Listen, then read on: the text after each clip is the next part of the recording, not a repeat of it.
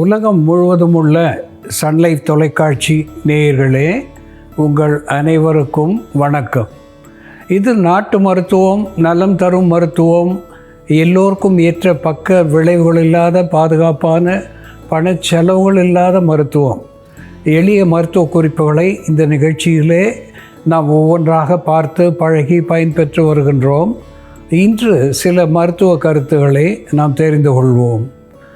இந்த mango leaf என்று ஆங்கிலத்திலே நாம் குறிப்பிடுகின்ற மாவிலை, இலைகளிலே மிகுந்த மதிப்பு உடையது, மிகப்பெரிய இலை என்கின்ற பொருளிலே இதை மாவிலை என்று சொன்னார்கள். மா என்று சொன்னால் பெரியது. இந்த மா இலையிலே மருத்துவ குணங்கள் மிகுதியாக இருப்பதனாலே அப்படி ஒரு பெயரை சொல்லியிருக்கிறார்கள். இந்த மாவிலையை மங்கள நாளிலே வாசல் முற்றத்திலே செருகி வைப்பது வழக்கம். இந்த மா இலைகளை உலர்த்தி நெருப்பிலிட்டு எரித்து அதனின்று வருகின்ற சாம்பலை சேமித்து வைத்துக்கொண்டு எப்பொழுதெல்லாம் அடிபடுகிறதோ, எப்பொழுதெல்லாம் தீக்காயம் ஏற்படுகின்றதோ, எப்பொழுதெல்லாம் சிராய்ப்பு என்கின்ற காயங்கள் ஏற்படுகின்றதோ, அப்பொழுதெல்லாம் அந்த மாவிலை சாம்பலை வெண்ணெயில் இட்டு குழைத்து ஒரு களிம்பு போல காயங்களின் மேலே போட்டு வருவதனாலே வெகு சீக்கிரத்திலே காயங்கள் ஆறிப்போகும், வந்த வடு தெரியாமல் போகும் என்பதை சுட்டிக்காட்ட விரும்புகின்றேன். அன்பான நேயர்களே, உடலுக்கு வருகின்ற பல சிக்கல்களிலே ஒன்று விக்கல், ஹிக்கப் என்று சொல்லுவது. இது வாயுனுடைய வேகத்தை பொறுத்து இந்த விக்கல் ஏற்படுவது. சிலருக்கு ஓரிரு முறையிலே அடங்கி போகும், சிலருக்கு ஒரு நாள் முழுவதிலும் இந்த விக்கல் இருக்கக்கூடிய ஒரு அபாயம் உண்டு. இந்த விக்கல் வருகின்ற பொழுது ஆரம்பத்திலேயே ஒரு தேக்கரண்டி சர்க்கரை, கரும்பு சர்க்கரையை எடுத்து வாயிலிட்டு நீர் ஏதும் நாம் பருகாமல் வெறும் சர்க்கரையை வாயிலிட்டு அப்படியே கரையும் முன் விழுங்கி விடுதல் வேண்டும். இந்த சர்க்கரையை அப்படியே விழுங்குவதனாலே அது மணல் போல தொண்டை பகுதியிலே இருக்கின்ற உணர்வு நரம்புகளை வருடி அந்த விக்கலை நிறுத்தக்கூடிய ஒரு அருமருந்தாக இருந்து சர்க்கரை தொண்டை குழாய் தாண்டி செல்லுகின்ற முன் இந்த விக்கல் நின்று போகும் என்பதை சுட்டிக்காட்ட விரும்புகின்றேன்.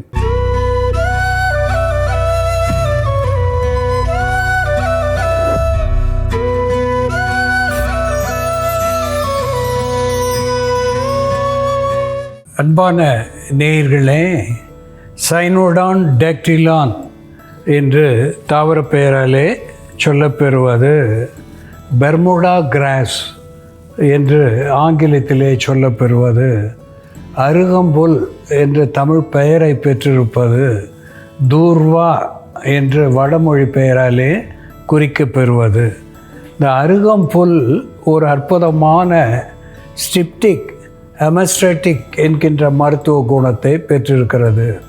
அருகம்புல் இல்லாத மணற்பகுதியே இருக்காது என்று நாம் சொல்லலாம். அந்த அளவுக்கு இது ஆக்கிரமித்து கொண்டு இருப்பது, ஆண்டு கணக்காக தன்னை அழியாமல் பாதுகாத்து கொள்ளக்கூடிய ஒன்றாக இது விளங்குகிறது. அடிப்பட்ட காரணத்தினாலே ஏற்படுகின்ற காயங்கள், குருதி கசிவு, அவற்றை உடனடியாக நிறுத்தக்கூடிய வல்லமை உடையது இந்த அருகம்புல்லை விழுதாக்கி போடுகின்ற ஒரு மருந்து என்பது இந்த குருதியை நிறுத்தக்கூடிய ஸ்டிப்டிக், கெமஸ்ட்ராட்டிக் என்கின்ற மருத்துவ குணத்தை பெற்றிருக்கிறது.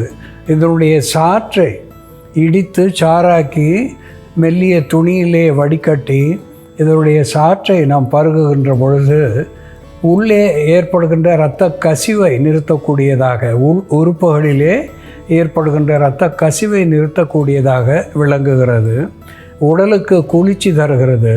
சிறுநீர் தாரையிலே இருக்கின்ற கற்களை கரைக்கக்கூடிய வல்லமை உடையதாக விளங்குகிறது. சிறுநீர் தாரையிலே ஏற்படுகின்ற வீக்கம், அடைப்பு, எரிச்சல் இவற்றை போக்குகிறது. சிறுநீரகத்தினுடைய வீக்கத்தை, அழற்சியை தணிக்கக்கூடியதாக விளங்குகிறது. புரத சத்துவம் மிகுதியாக இருப்பதனாலே உடலுக்கு பலம் தரக்கூடியதாக இது திகழ்கிறது. மேலுக்கு பயன்படுத்துகின்ற பொழுது குருதியை நிறுத்துவது மட்டுமல்லாமல் அரிப்பு, தடிப்பு, நமைச்சல், எக்ஸிமா என்கின்ற நோய்களை போக்கக்கூடிய ஒன்றாக இது விளங்குகிறது. இது விநாயகனுக்கு உகந்த ஒரு பூஜைக்கு உகந்த பத்திரமாக விளங்குகிறது. அதோடு கூட மருத்துவத்துக்கு எப்படி பயன்படுகிறது என்று செயல்முறையிலே பார்ப்போம், வாருங்கள். நேயர்களே, நாம் இன்னைக்கு அருகம்புல்லை பயன்படுத்தி உடல் உஷ்ணம் அதிகரிப்பதனால் ஏற்படக்கூடிய தலைவலி, கண்களில் ஏற்படும் புகைச்சல், உடல் கை கால் எரிச்சல் இவற்றை சரி செய்யக்கூடிய ஒரு மருந்து எப்படி தயார் பண்ணுறதுன்னு பார்க்கலாம். இதற்கு தேவையான பொருட்கள்: அருகம்புல் ஊறல் நீர், பசும்பால், கற்கண்டு. இந்த மருந்து தயார் பண்ணுறதுக்கு முன்னாடி நம்ம அருகம்புல்லை எடுத்து நல்லா வாஷ் பண்ணிவிட்டு அதுக்கப்புறம் தண்ணீரில் ஊற வச்சுடணும். 1 மணி நேரம் அருகம்புல் நல்லா ஊறியதும் அந்த நீரை மட்டும் நம்ம எடுத்துக்கணும்.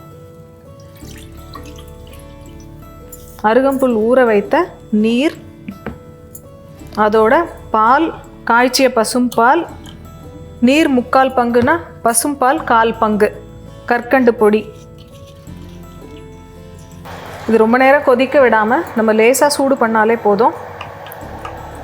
அருகம்புல் ஊற வைத்த நீரோட நம்ம பால் மிக்ஸ் பண்ணி கற்கண்டு சேர்த்து இப்படி குடிச்சிட்டு வந்தோம்னா, காலையில் 1 டம்ளர், சாயந்தரம் 1 டம்ளர்னு குடிச்சிட்டு வந்தோம்னா நமக்கு உடல் உஷ்ணம் அதிகமாகிறதுனால ஏற்படக்கூடிய அடி வயிற்று வலி, வெள்ளைப்படுதல் போன்ற பிரச்சனைகள் சரியாகும். பித்தம் அதிகமாகும் பொழுது நம்ம கண்களில் எரிச்சல் உண்டாகும், மயக்கம் உண்டாகும். அதே போல் பித்தத்தினால் தலை சூடாகி அதனால் தலைவலியும் உண்டாகும். அப்படி இருக்கும்பொழுது அந்த சூட்டை தணிக்கிறதுக்காக நம்ம அருகம்புல்லோட பால் சேர்த்து எடுத்துக்கலாம்.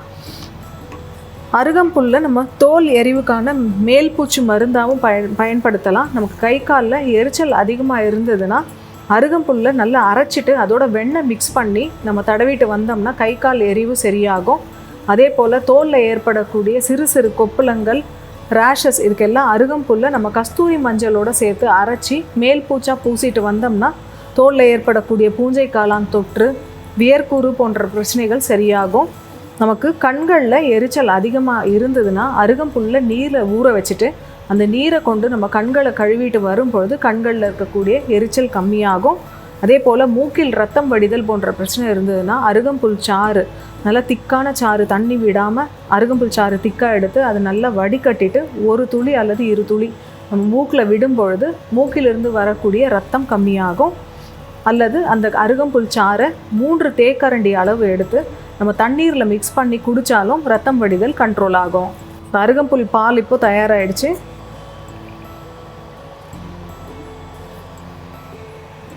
அருகம்புல் ஊற வைத்த நீர், பசும்பால் மற்றும் கற்கண்டு சேர்ந்த இந்த பானம் காலை மாலைன்னு 2 வேளையும் நம்ம குடிச்சிட்டு வரும்பொழுது வெயில்னால் ஏற்படக்கூடிய உடல் சூடு தனியும், உடல் சூட்டினால் உண்டாகக்கூடிய கண் புகைச்சல், உடல் வலி, தலைவலி மற்றும் உடலில் ஏற்படக்கூடிய எரிச்சல் இவை கட்டுப்படும்.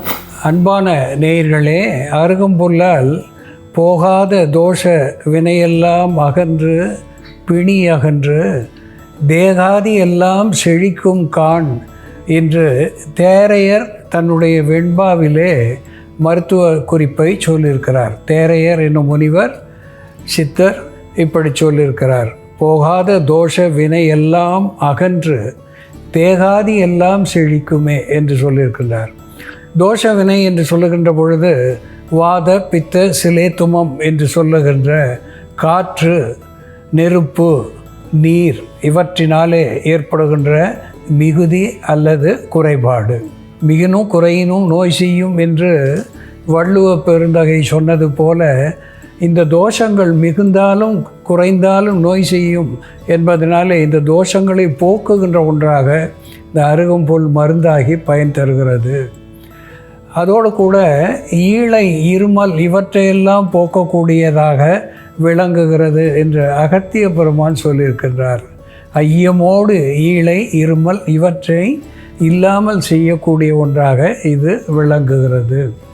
இந்த அருகம்புல் சாற்றை அன்றாடம் பருகுகின்ற பொழுது குருதி சுத்திகரிப்பானாக, ஒரு பிளட் பியூரிஃபையர் என்கின்ற வகையிலே இது பயன் தந்து உள்ளுறுப்புகளுக்கு ஆரோக்கியத்தை தருகிறது. சிறுநீர் அகத்திலே இருக்கின்ற சிக்கல்களை போக்குகிறது, கற்களை கரைத்து வெளித்தள்ளுகிறது, சிறுநீரக வீக்கத்தை இது தணிக்கிறது. அதோடு கூட இது புரத சத்துவம் மிகுதியாக, விட்டமின் சி செறிந்ததாக, ஒரு ஆன்டி ஆக்சிடென்ட் என்கின்ற வகையிலே இருப்பதனாலே உள் உறுப்புகளுக்கு பலம் தந்து புற்று வாராமல் தவிர்க்கக்கூடிய ஒன்றாக விளங்குகிறது. இதனுடைய சாற்றை ஓரிரு சொட்டுக்கள் மூக்கிலே விடுவதனாலே எபிஸ்டாக்சிஸ் என்று சொல்லக்கூடிய மூக்கிலே இருந்து திடீரென ஓரிரு சொட்டுக்கள் அல்லது அதிகமான குருதி, வெளிப்போக்கு இவற்றை நிறுத்துவதற்கு தலையை அண்ணாந்து வைத்து கொண்டு ஓரிரு சொட்டுக்கள் இந்த அருகம்புல் சாற்றை மூக்கில் இட்டு நசியுமாக, அதாவது உறிஞ்ச செய்வதனாலே உடனடியாக ஸ்டிப்டிக், ஹெமோஸ்டேட்டிக் என்கின்ற வகையிலே இந்த அருகம்புல் பணி செய்து குருதியை நிறுத்தக்கூடியதாக விளங்கும்.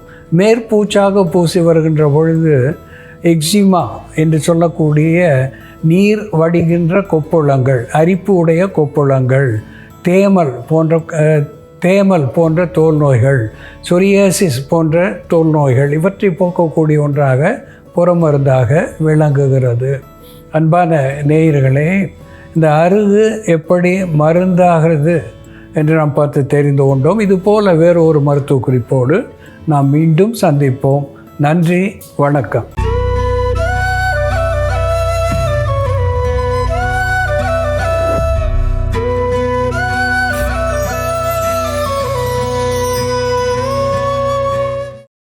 இன்னும் பல வீடியோக்களை காண சன் லைஃப் சேனலை சப்ஸ்கிரைப் பண்ணுங்க.